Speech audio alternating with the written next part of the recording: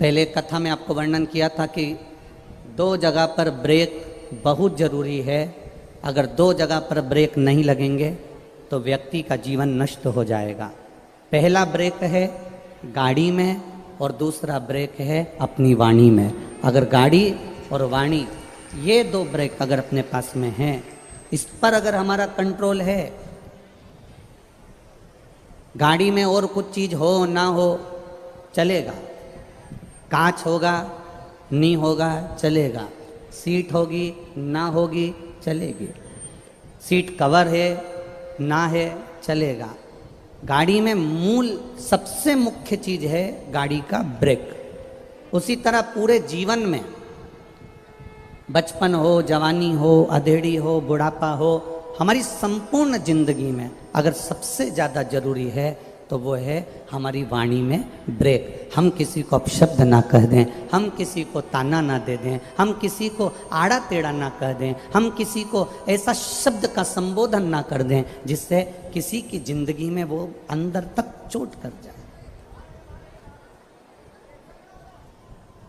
Medical science ने एक बहुत अच्छी रिपोर्ट निकाली, थोड़ा ध्यान देना कथा पर।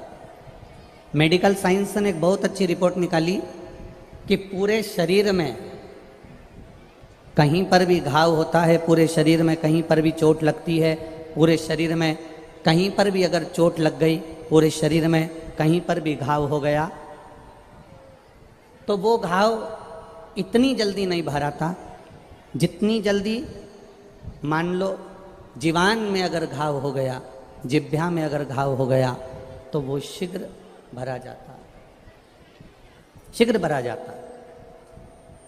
एक स्मरण में अपने रहिए, एक स्मरण में अपने रखिएगा, शरीर में कहीं पर भी घाव होगा जल्दी नहीं भराएगा, जल्दी नहीं भराएगा।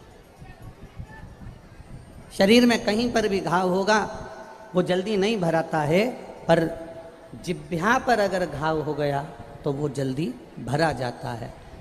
बस इतना याद रखिए कि जिह्वा का घाव भरा जाता है, पर शिव पुराण कहती है इस जिह्वा से दिया हुआ घाव पूरी जिंदगी भर नहीं भरा पाता, पूरे जीवन।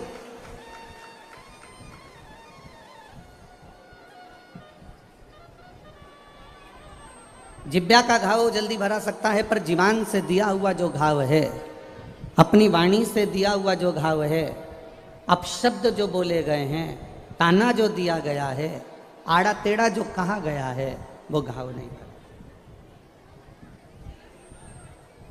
बड़ा कठिन है ये मानव का देह, बड़ा कठिन है ये मनुष्य का शरीर।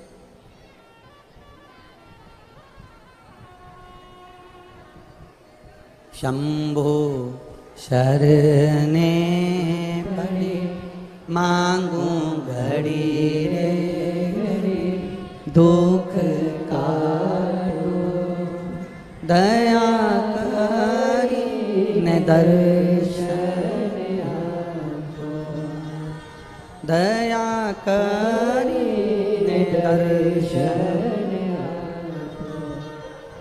एक वाणी का जो घाव हो जाता है, एक शब्द का जो घाव हो जाता है, आड़ा टेढ़ा जो बोला जाता है, अपशब्द जो बोले जाते हैं, ताना जो दिया जाता है, आड़ी टेढ़ी जो बात बोली जाती है, वो हमारे भीतर ऐसी चोट कर जाती है, वो वाणी हमारे अंदर ऐसा घाव कर जाती है कि फिर वो घाव कभी जिंदगी में सूखता ही नहीं।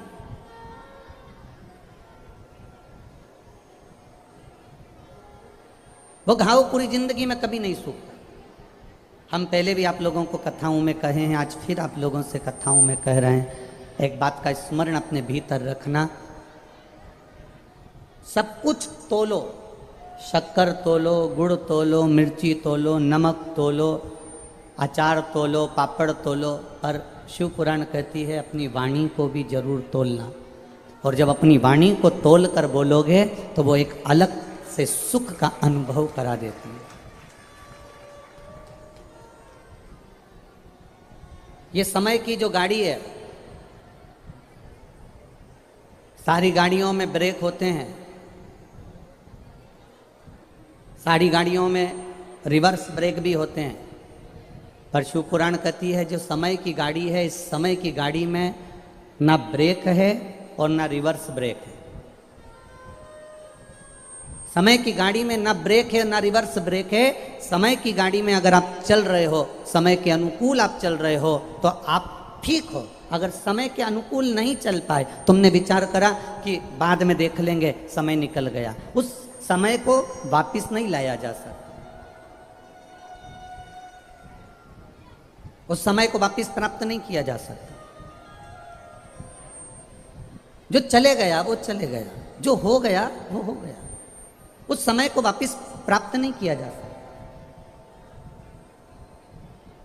एक कथा में पहले आपको कहा था, दुनिया का कितना बड़ा भी सेठ हो, कितना बड़ा भी पैसे वाला हो, कितना बड़ा भी सेठ हो, कितना बड़ा भी पैसे वाला हो, वो अपने दुख को बेच नहीं सकता और सुख को खरीद नहीं सकता। ये दुनिया की एक रीत। 1 जुलाई 1998 6:30 सुबह के दिल्ली। बताएं आनंद जी, क्या जानना चाहते हैं आप? मेरे 3-4 रिश्ते आ चुके हैं और ना सारे रिजेक्ट होते जा रहे हैं। था दुनिया का कितना बड़ा भी सेठ हो, कितना बड़ा भी पैसे वाला हो, कितना बड़ा भी सेठ हो, कितना बड़ा भी पैसे वाला हो, वो अपने दुख को बेच नहीं सकता और सुख को खरीद नहीं सकता। ये दुनिया की एक रीत है। वो अपने दुख को बेच नहीं सकता।